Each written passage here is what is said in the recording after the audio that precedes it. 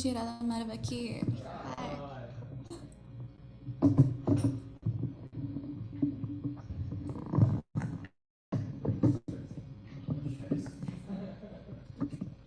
Hare Krishna, everybody. Welcome to Srimad Bhagavatam class.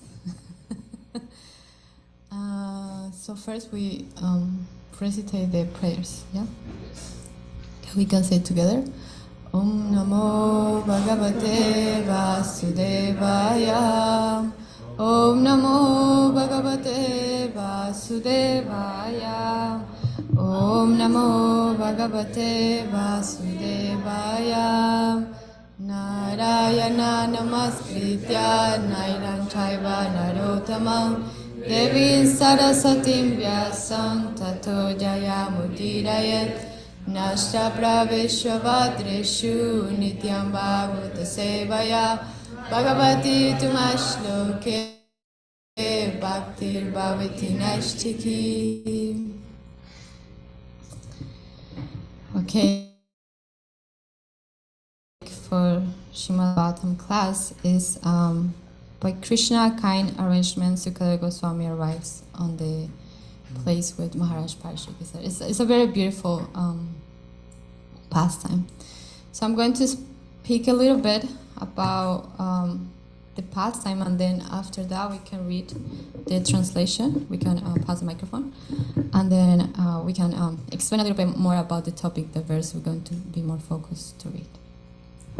So right now, Maharaj Parishik is basically renounced to all the opulence, and then he's kind of like get in the mind, in the mood of like really be kind of like focused in spiritual progress. So when Maharaj Parishik start to go to the place of pilgrimage, he find like many saintly people there, and then he start to kind of glorify them, because for like it's a etiquette when you are around many saintly persons, you kind of like appreciate the association. So in these verses, Maharaj Parishik explained how because he was very in the mind to like be the manager, the king, and many obligations, responsibilities, he was unable to be focused on his spiritual life. But right now he has this opportunity, and then he seems like this opportunity, like invitation, like say Radhika Raman said yesterday, invitation to go back to Godhead. So, and after that, so this beautiful personality who is going to relate the Srimad Bhagavatam, Sukadeva Goswami, he also come to join the assembly of the sages. And then in the next verses, they start to describe his figures, external figures, because they say like a person who is really surrendered, especially him. He was instructed by Vyasadeva. He didn't took like he didn't have like a go through the process to take a spiritual master, because from the beginning Vyasadeva was kind of sharing the whole knowledge with him. So basically he was kind of like a very elevated soul. So in the next verses they start to describe first the features, the external features we can kind of like see in very exalted souls, and then they start to describe the character and how he became so learned in the topic about Srimad Bhagavatam. So probably we can start reading the translations. So maybe we can go like around, like, yeah. At that moment, there appeared the powerful son of Vyasadeva, who traveled over the earth disinterested and satisfied with himself. He did not manifest any symptoms of belonging to any social order or status of life. He was surrounded with women and children, and he dressed as if others had neglected him. This son of Vyasadeva was only 16 years old. His legs, hands, thighs, arms, shoulders, forehead, and other parts of his body were all delicately formed. His eyes were beautifully wide, and his nose and ears were highly raised. He had a very attractive face, and his neck was well formed and beautiful. like a conch shell. I'm going to say a comment there. So here, Srila Prabhupada in the purport say like, a respectable personality is described beginning with the legs, and this honor system is observing here with Shukadeva Goswami. He was only 16 years of age. So this is, I found really interesting because at such a young age, just be so exalted. I mean, usually our life, in a regular life, this is the time when you're ready to enjoy.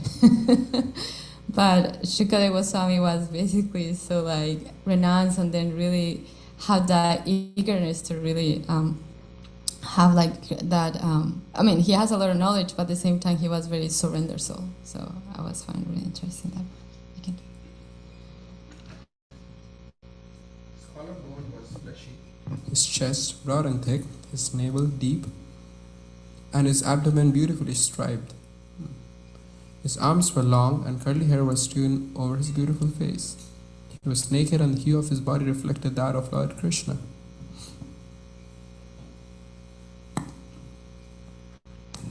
He was blackish and very beautiful due to his youth. Because of the glamour of his body and his attractive smiles, he was pleasing to women. Though he tried to cover his natural glories, the great sages present, there were all expert in the art of physiognomy, and so they honored him by rising from their seats. One thing, something I also find really interesting is he wasn't discriminating who is man or woman, because he's a very elevated soul. He sees everybody with the same equal vision. So it's also other characteristics of someone who is really elevated. They don't discriminate. They don't have difference in body, because they can perceive the person through the soul, to the transcendental. Gopal? Maharaj Parikshit, who was also known as Vishnurata, one who was always protected by Vishnu, bowed his head to receive the chief guest, Sukadeva Goswami. At that time, all the ignorant women and boys ceased following Srila Sukadeva. Receiving respect from all, Sukadeva Goswami took his exalted seat.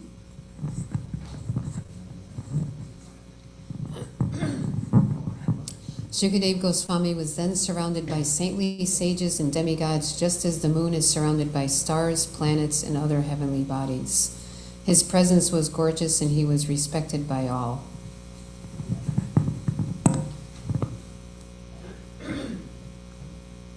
The sage Sri Sukadeva Goswami sat perfectly pacified, intelligent, and ready to answer any questions without hesitation.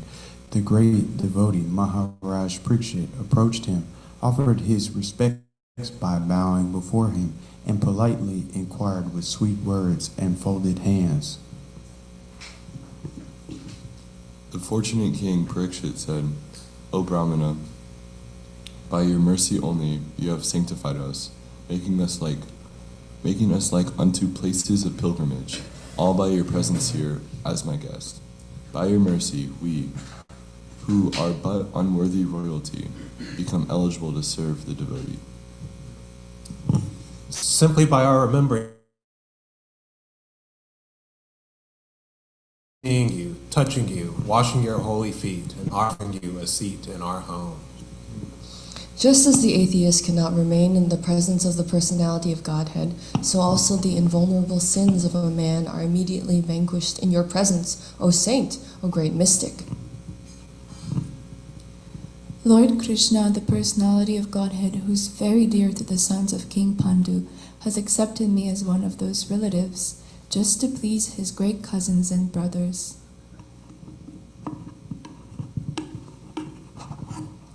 Otherwise, without being inspired by Lord Krishna, how is it that you have voluntarily appeared here, though you are moving incognito to the common man and are not visible to us who are on the verge of death? You are the spiritual master of great saints and devotees. I am therefore begging you to show the way of perfection for all persons, and especially for one who is about to die. Please let them know what a man should hear, chant, remember, and worship, and also what he should not do. Please explain all this to me. O powerful Brahmana, it is said that you hardly stay in the houses of men long enough to milk a cow. Sri Suta Goswami said, the king thus spoke and questioned the sage, using sweet language. Then the great and powerful personality, the son of Vyasadeva, who knew the principles of religion, began his reply. So we can go to the verse 36.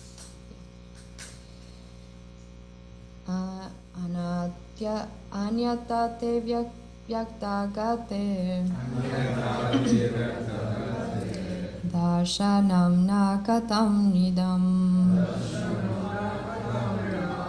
nitaramiya mananam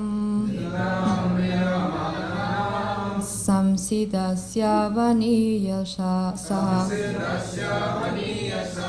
anyata te vyaktagate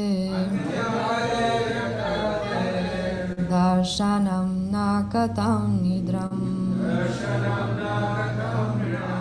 nitaram miyamananam samsidasya vaniyashaha anyata te vyaktagate darshanam nagatam nidram nitaramyamananam samsitasya vanayasaha. Who would like to chant?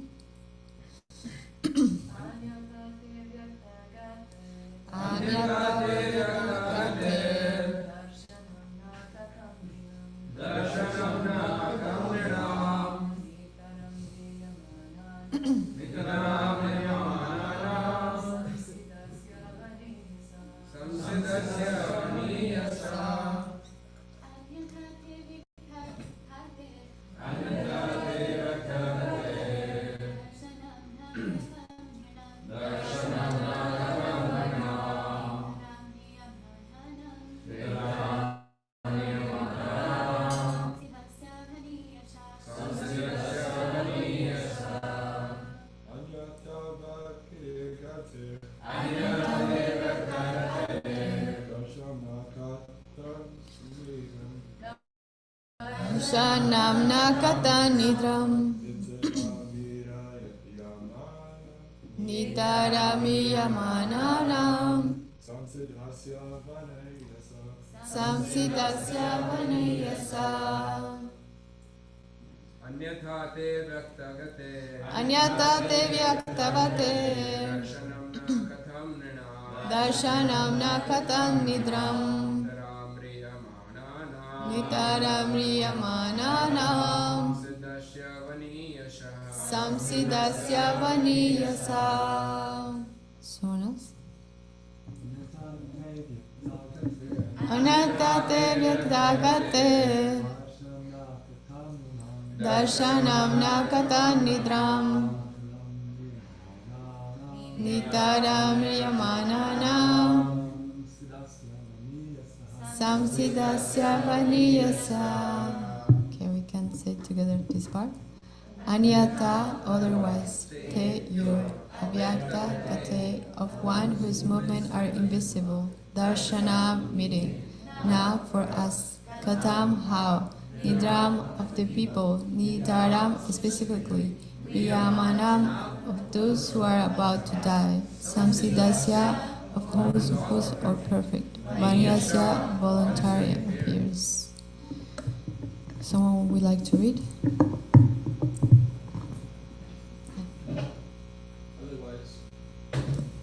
Otherwise, without being inspired by Lord Krishna, how is it that you have voluntarily appeared here, though you are moving incognito to the common man and are not visible to us who are on the verge of death?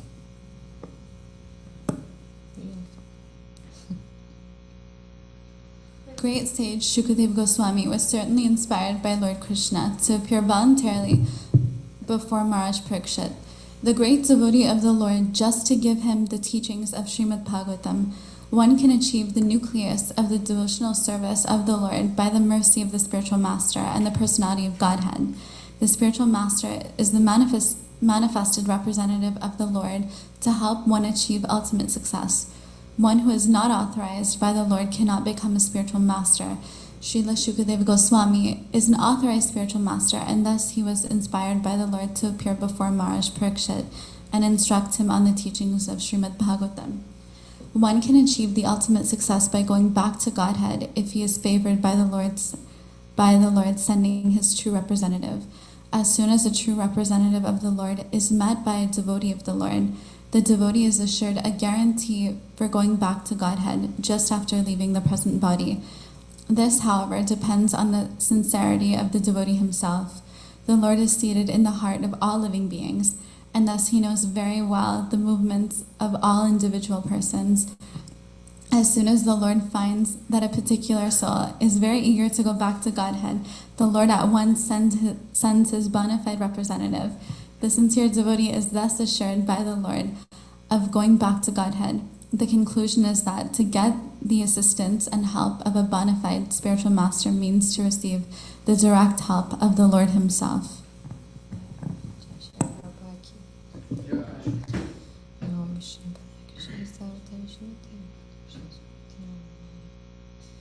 Okay, so these verses have a lot of information, and then it's so many good points we can kind of like describe. I decided to focus on one point, who is like, seems like in the last part with Prabhupada mentioned here, the conclusion is that to get the assistance and help of the bona fide spiritual master means to receive the direct help of the Lord himself. So I was reflecting how in our lives we need that presence of have a guru, have a like a teacher. So for example, when we want to learn something, when we are a child, we go always through our mother or father to ask questions, to inquire, because we have that desire, to like really learn. And then through life, we start to approach other people can help us in our journey in life. So in that way, when we have that support, and then we have that kind of like connection with the people who we go in and ask for help to learn things, we develop a character in our lives to like be able to like share with others also.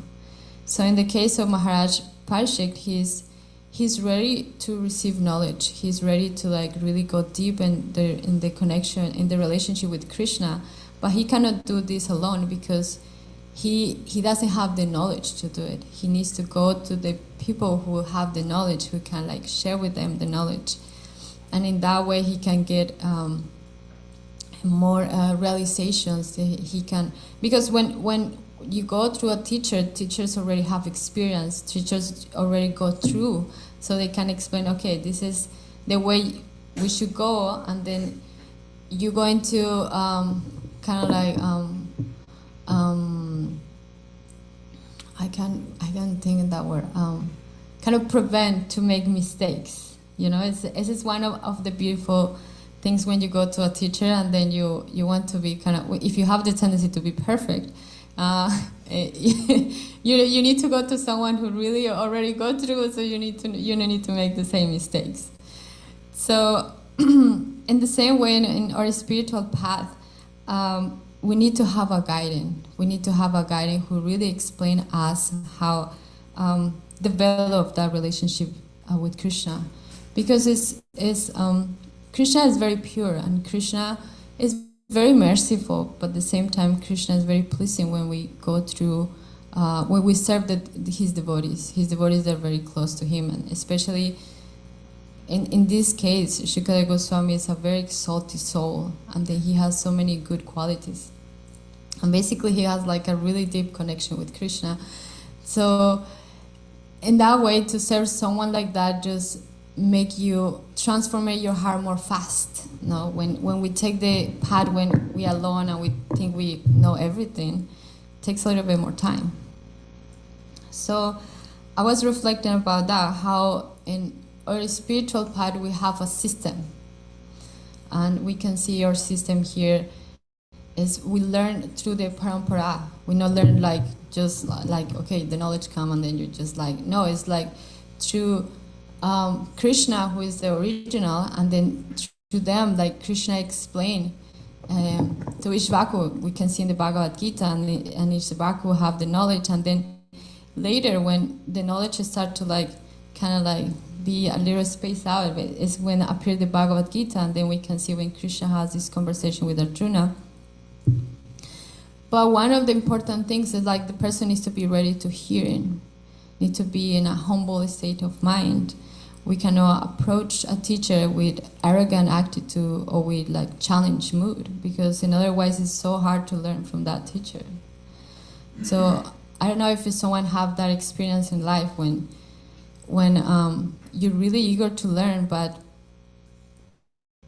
because you're so arrogant, you you know be able to inquire, because sometimes we feel envy from others. We want to be like better. We want to be the centers, and we want to learn, but it's kind of like in that process our envy comes between, or material attachment comes between, and then it's just an obstacle, no? So I don't know if someone wants to share if they have any experience like that in life, when you feel like your material conditions, your material mentality is like became an obstacle for learning. I mean, we can think for a little bit. Oh, yeah. Your name is Rasika. Yeah. So, I mean, this is kind of, it's related to your question, and that is this: it's the whole reason why having a bona fide spiritual master is so important, so that we can actually see ourselves in a mirror that's actually clean. So the spiritual master becomes like a transparent via media, and it's the primary way that we can actually see and overcome those propensities. Mm-hmm. Yeah. Otherwise, to just go directly to the Lord, we can kid ourselves. But when you actually have someone that you have to build a relationship with, and then you can actually correct yourself and be corrected, which is really important. Yeah, I really like the point you say, like, correct yourself and be corrected. It's kind of like be open to receive feedback. Yes. And then improve yourself. Yeah, that is a very important thing. It's kind of like the pastime, like Maharaj Parishik, he committed an offense. Everything was, of course, Krishna's plan, but he took responsibility of that, and then he's open to receive feedback to like be able to like go more deep. So yeah, I really like your point. I think that the primary condition there is not just so much that you're being instructed, but you're developing a relationship with the Supreme Lord through the devotees. And the Lord accepts our service in that way. Yeah, kind of like develop a respectful friendship, like yes. a very intimate way. Yeah. Yeah. Great. Yeah. Thank you. Thank you for you. Yes, Christina. So in my life recently, I've been at the BI, and the BI is like very focused on science. And so because like I have this very analytical mind, and because especially now in culture, right, science is very highly prized, I thought that like, I gotta do the science thing, and I wanna be a scientist and help science. But it turns out that I actually got really frustrated, because it felt like the things that I was really passionate about, like people weren't really open to that, because science is very much its own kind of paradigm. So for me, switching over and finding,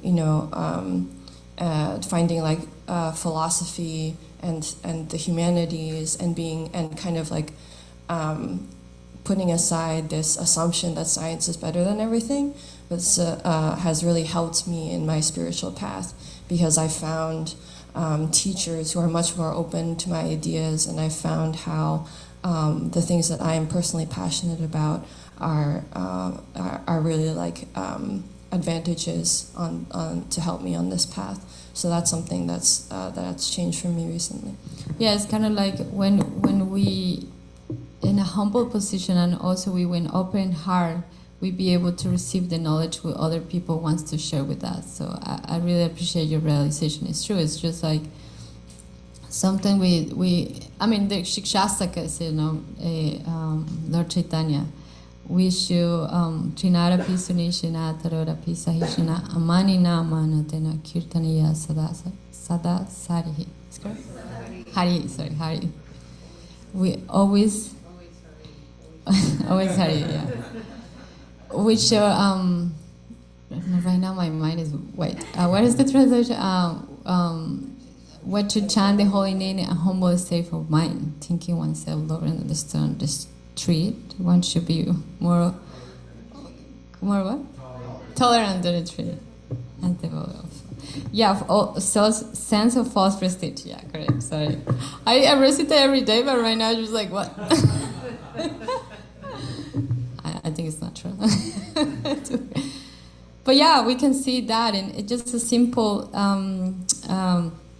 kind of affirmation. Lord Chaitanya say that, to be able to approach Krishna in a way to chant the holy name, because could be like a holy name also can be a really good connection. I mean, it's a really good connection for us to connect with Krishna. So it's just like we need to also have that state of mind, be humble, be like tolerant, be respectful with others. Just take your false prestige and really be open to receive that. And then we can see that in the pastime. Yeah. Anytime. I was relating to what Christina said. I felt like, and there's so many different like regions of devotional service we could want to like gain knowledge in. Like there's different services. One could cook, one could do sankirtan, one could learn how to do kirtan, like play musical instruments.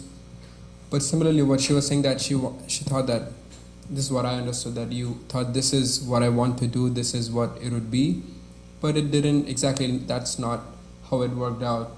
And then, and what you said about humility, I feel like sometimes we might want to do a service we might be very passionate about, but then it exactly doesn't work like that. And then, yeah, if you're humble, then we just don't, instead of getting frustrated, we just find something else and connect that to Krishna, because ultimately, like, our goal, as we understand, is to render service to Krishna. Might not be through one way, but, and then if we have guides and mentors, like, they can definitely tell us, this seems like over endeavor, maybe you should try a different way, try something else that you might feel enlivened by. Yeah. What I received from your comment is just like have guidance is very important in our life when we kind of like, in that path to like really find ourselves, what is going to be our service. Yeah. Just wanted to add, this is my, from my experience living the ashram as well, this comes up a lot when you're surrounded by people that have so many different talents, this jealousy. And I'm taking a Karnika course, and recently, like, we're learning that jealousy is really just insecurity in your relationship with someone. Like, you feel like you're not adequate and you're not enough, or maybe someone's more dear to Krishna or more special to him. But something really nice that I've been trying to meditate more on is pride sometimes comes from when we identify with our talents that we think belong to us, that we were born with, that are really coming from us. And I mean, Krishna says that he's the ability man. So when we identify with these talents, sometimes Krishna is so merciful, he'll just take them away. And then we'll realize this is actually coming from Krishna. Like, whatever it is, whether it's the way you sing or the way you cook, it's Krishna's empowerment. So a nice way to dissolve that is to see that in other devotees, that it's that Krishna is present within them. And that's why they're so empowered. It doesn't necessarily belong to them, but it's coming from Krishna. So there's nothing to be, it kind of dissolves the jealousy right away when you see that that is him. So yeah, what I understand from your comment is just we have talents, but sometimes Krishna take away the talents. And probably it's because Krishna wants our attention more than to be focused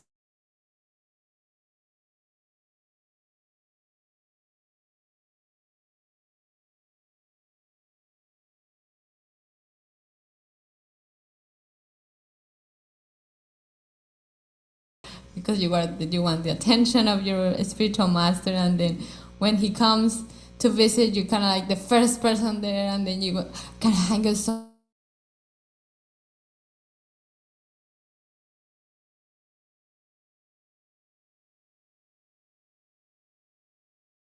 to really focus on perfection, but our tendency should be focusing, be honest.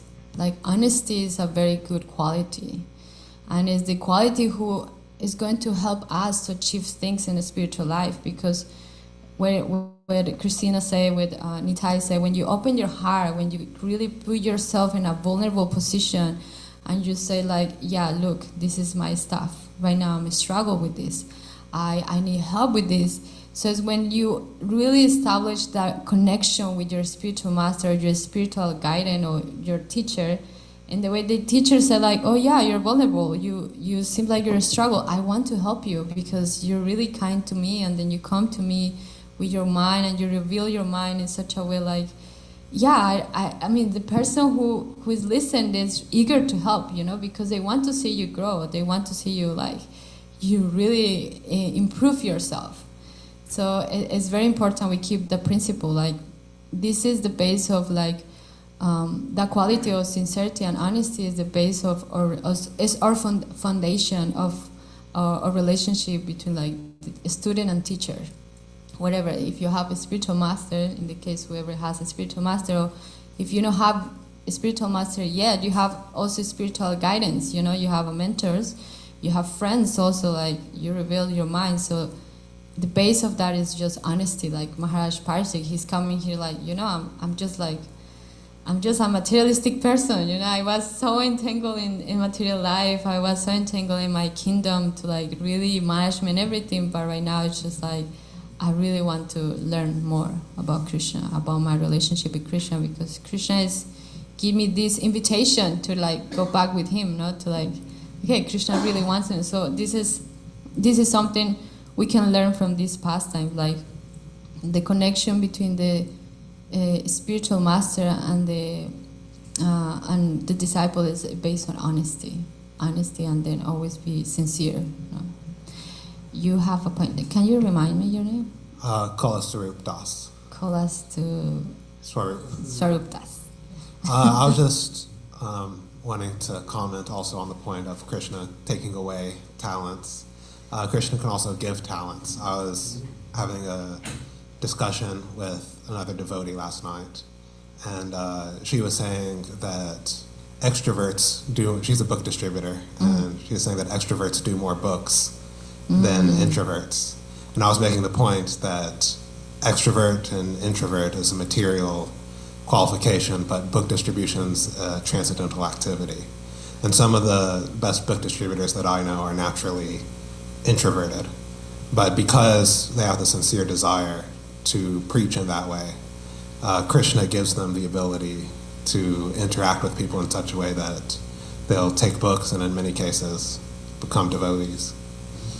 Yeah, I really like your point, because I have an experience that I remember. We did this trip about, we did Sankirtan traveling, and then, I was thinking like, what I'm here, like I don't know.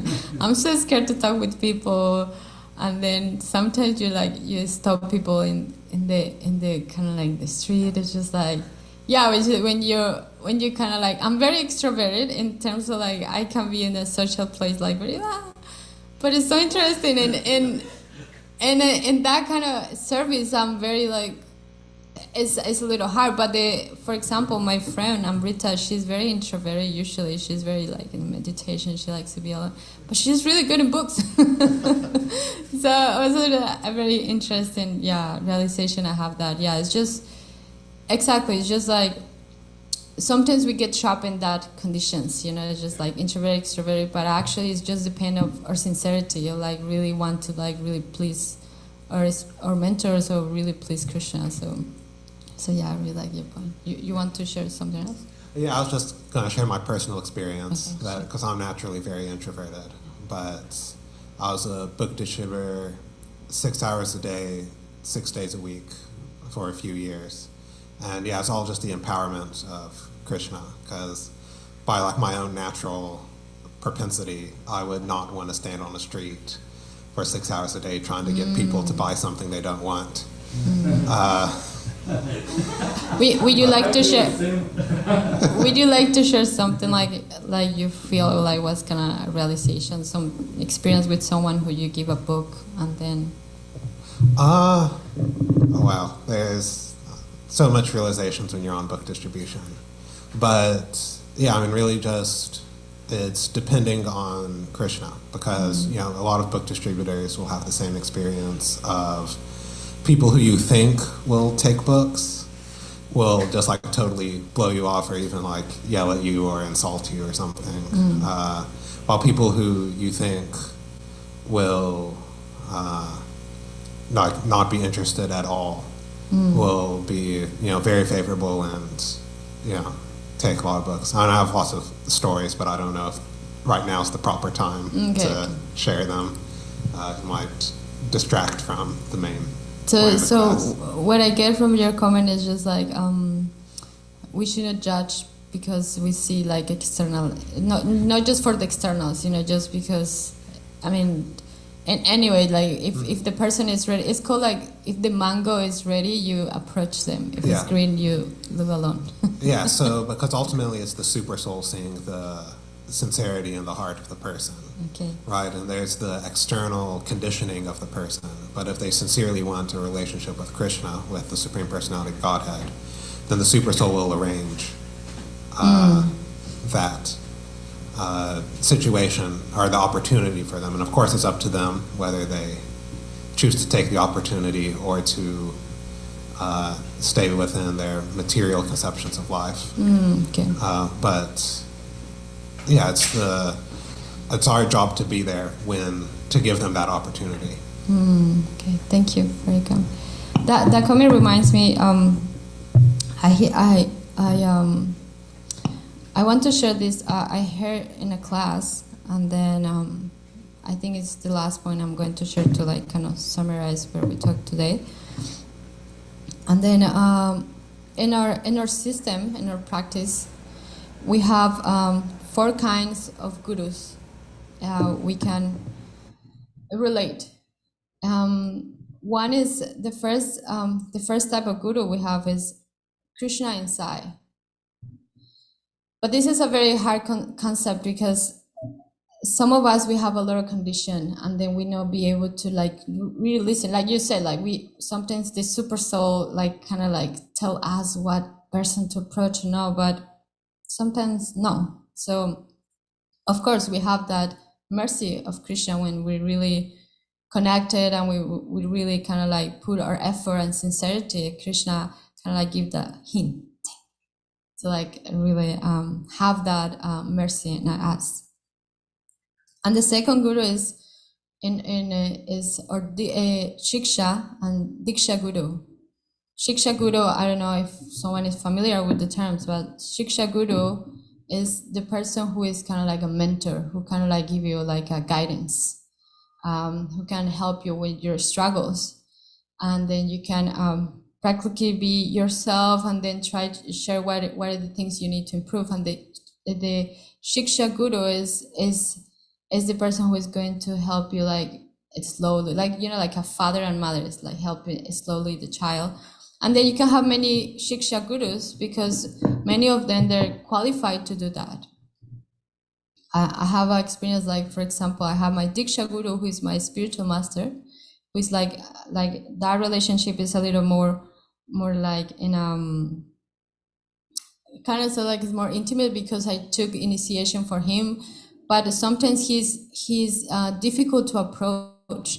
So what I do is like I have many mentors who also have the same qualities my Diksha Guru has, and then at the same time I feel inspired to share my mind and to take guidance from them. So that is other kind of person we have in our life. And then the other one is the other type of guru we have is one second, I wrote here. So we have Krishna or Diksha Guru, Shiksha Guru, and yeah, the one shows the path. But this the one who shows the path requires a little like a high qualification, and then require a lot of spiritual purity. I think it was just 3, not 4. Yeah. So yeah. Sorry, it was just 3. So this kind of like system and types of gurus, they help us to like really go through a spiritual life. And for example, in this case, in the past time, Shukadeva Goswami, they say Prabhupada, one of the purpose, they say like he didn't took like a spiritual master because Vyasadeva already instruct them. So basically was he was kind of inspired from the super soul. And then from that, he kind of like Maharaj Parishik took guidance from him. And then because of that reason, Srimad Bhagavatam appeared here because that approach of like inquiry, asking questions about how like go through a spiritual life, how like be more close to Krishna. So basically was kind of like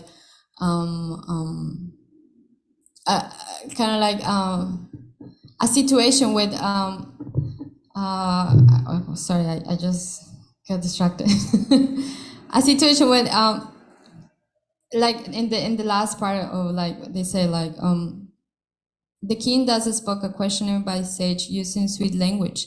Then the great and powerful personality, the son of Vyasadeva, who knew the principles of religions, began his reply. So this is where I want to finish. So because this relationship already started to develop, and then Maharaj Parishik started asking questions in a very humble state and a very like respectful way. I remember in Bhagavad Gita is a verse with the say like when a person wants to learn high knowledge, is this one is I'm going to read it. Learn the truth by approaching a spiritual master, inquire from him with reverence and rendering service unto him. Such an enlightened saint can impart knowledge unto you because he has seen the truth.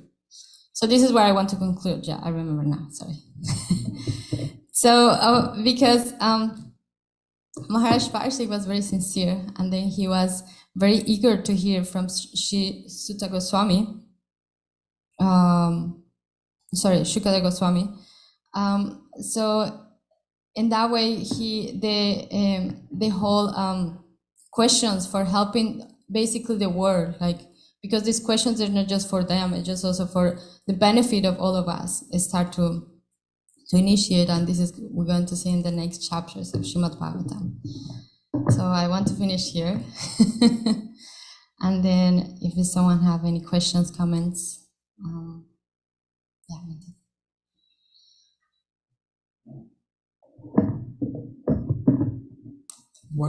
Something we read in the purport, like about receiving the nucleus of devotional service.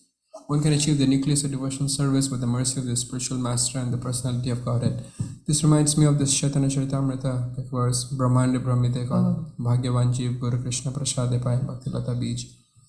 Also, like the theme of today's class was arrangements by Krishna. And it seems like when Parikshit Maharaj is ready to receive that knowledge, he's in the right situation of his life, the right instructor, the guru, like comes into his life. And I'm sure in all our lives we also might have felt similar way when we were ready to receive spiritual knowledge, when we were ready to know more about spirituality. The situations Krishna arranged so that we came in touch with the devotees, we came to like a preaching program, or like somehow like Krishna arranged that. And it's very magical, like when we are like mystical, but also we know that Krishna is just looking at our lives, like he's aware of our sincerity, our innermost desire, and when we are ready, when we are curious, he makes things happen so that we can come close to him. Yeah, I really like your point. Yeah, it's a mystical process when we eager to like, hear in, explore more, inquire more, like Krishna make the arrangements to really put in our lives devotees who can help us to make that first connection. Yeah, thank you. Question. So with Krishna, he went to the school, Sandipani Muni, and I was reflecting that, did Sandipani Muni really act as Krishna's spiritual master or not? Or was he more like a school teacher? And from what we hear, it doesn't sound like Sandipani Muni acted as spiritual master. So how can we say Krishna showed that example of having a spiritual master? Because we often say that. Yeah, one of the things I was thinking, the spiritual master never put themselves like I'm a spiritual master. The spiritual master tried to approach in a humble, or like the way like the relationship in between disciple and the spiritual master. The spiritual master is very humble also, and they showed beautiful qualities. So it's just like probably it's more etiquette. We should like can see that respect. But in essence, the spiritual master never feels like he's like someone more elevated. It's someone who can share and then have more realization, but he never feels like more elevated. So one of the examples I can think Krishna show us how like be like a I can think like probably Lord Chaitanya. Lord Chaitanya is kind of like a good example of how he was. He took sannyas, and then he took like a responsibility to like inspire people in the spiritual life. So I feel like I don't feel like, I think that the purpose of the spiritual masters more give inspiration. So in the way like Krishna is trying to like put persons in our life who can inspire us to like really go inquire more, and then took shelter of him. Like basically in the end it's just like we try to connect with him. But yeah, these personalities in our life is just like an inspiration to really try to like inquire more. So yeah. Muni, that was when Krishna was little, right? So I would say that like if you think about kids, right? When you're little, you don't really distinguish between, oh, this is a school teacher and this is a spiritual master. Kids are like so impressionable, and they're so things are just much more unified for them, that if you are mentoring a child, you basically are their spiritual master, no matter what you're specifically teaching them. Like it's just like, and then as we get older and, you know, we learn more things and we get more analytical and we learn more about like the rules of society and whatever, then we say, oh, okay, this is, you know, my like college professor, this is my spiritual master or whatever. So I would say that like, yeah, I would say he's still showing that the school teacher is the spiritual master, because just by virtue of being a child and taking that instruction, when children are so impressionable and still trying to understand who they are and what the world is, like it's basically the same thing. Krishna Kripa Prabhu.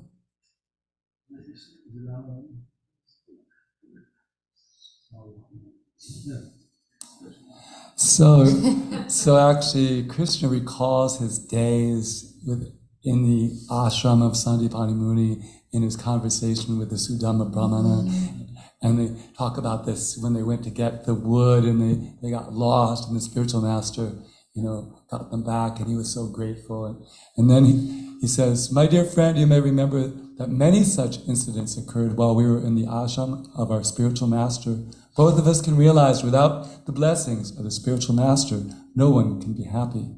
By the mercy of the spiritual master and by his blessings, one can achieve peace and prosperity and be able to fulfill the mission of human life.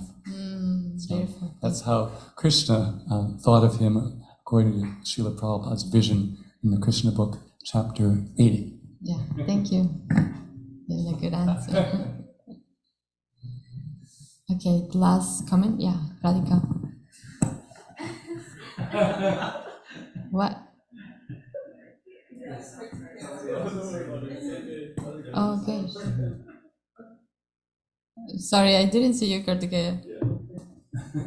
You can go after. I have more time. Oh, it's not Christian lunch. Oh, it's not Christian lunch. Yes, it's not Christian lunch. It's just break. I was thinking it was Christian lunch, like it's Shruti. Okay, I was just appreciating one point you said, that we need a guide in our life to help prevent mistakes. I think that's a recent thought that I've been having, because earlier I would just, after I make a mistake, then that's when I would reveal in my mind, oh, I did this, what can I do to fix it? But if we like understand to reveal our minds and take shelter and guidance, then a lot of the troubles in our life can already be prevented if we seek that shelter from a mentor or a spiritual master. And it's been really helpful. Really appreciating that. Thank you. Kartikeya Prabhu. Thank you for class. On one of the points that you were sharing before we got into Krishna taking a guru, you were speaking about the honesty in the relationship with the spiritual master.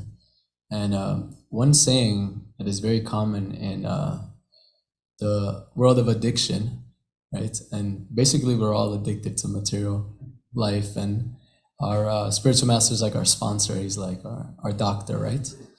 And basically one of the sayings is that we're as sick as our secrets. So in revealing the difficulties that we're actually experiencing to the spiritual master, then he can help us exactly with what we need. Because if he asks us how we're doing, and we're always saying, oh, we're good, Gurudev, oh, we're good, and he says, okay, then you're good, right? But if we tell him, I'm struggling with this, right? Then he can tell us, knowing us personally, exactly how to approach that situation. Thank you. Someone else? Okay, so yeah, sure.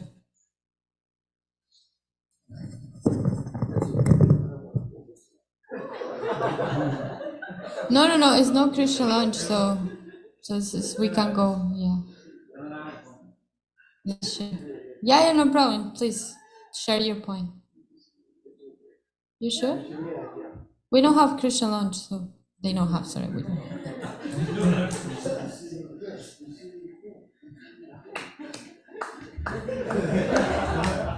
Everybody wants to hear your knowledge. Oh, yeah. I have that experience. I also forgot that.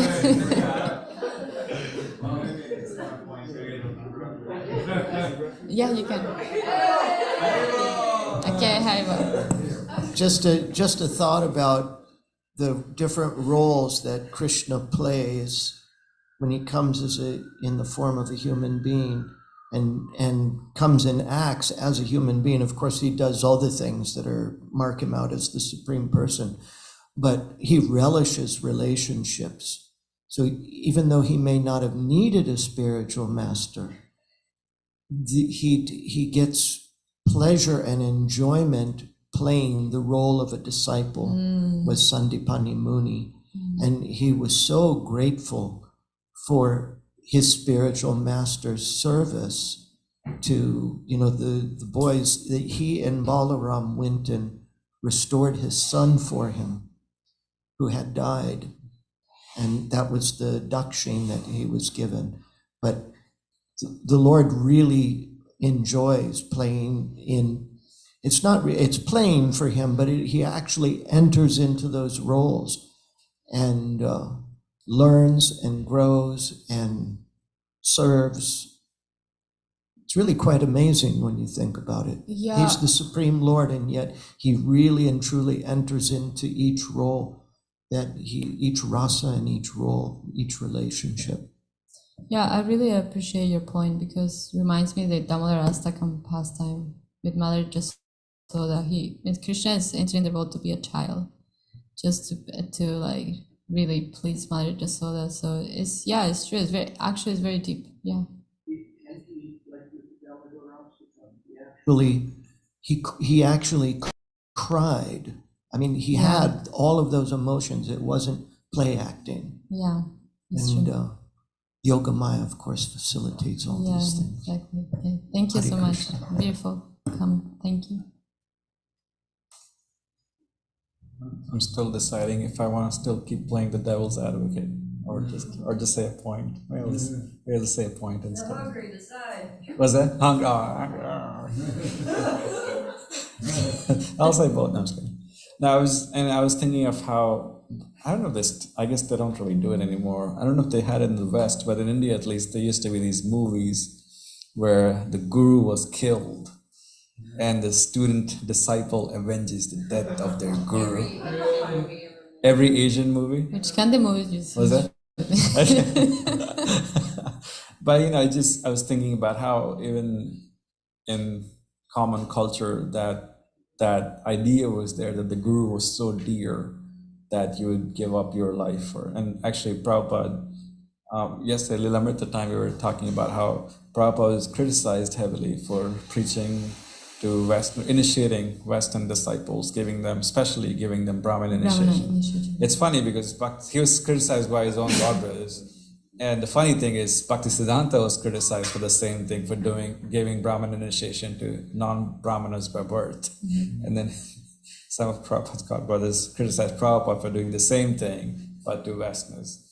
And so he was criticized for that.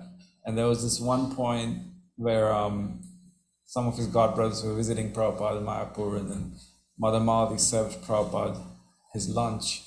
And then Prabhupada told those godbrothers, she will slit her throat for me and I will slit my throat for her. Oh yeah, I remember that. Yeah. And she was just so shocked when he said that. It's quite the statement to make. So the relationship between guru and disciple can be so intense and so intimate, really. And yeah, in the modern age, that culture, the etiquette, that deep relationship of guru and student is lost, more or less. It's all, in India, growing up, that culture was still there. You still had a lot of awe and reverence for your teacher, even if they're, school teacher, even if they were just like, whatever, drunkards or whatever. But still, like, it's your teacher, it's going to give you knowledge. Mm-hmm. So you had that awe and reverence, and that we all look for that sweet relationship with our teachers. But over time now it's lost. And now it's like, the professor walks in, hey, I'm Todd, call me Todd. Yeah. We never call our teachers by their first name. We always call them by some title.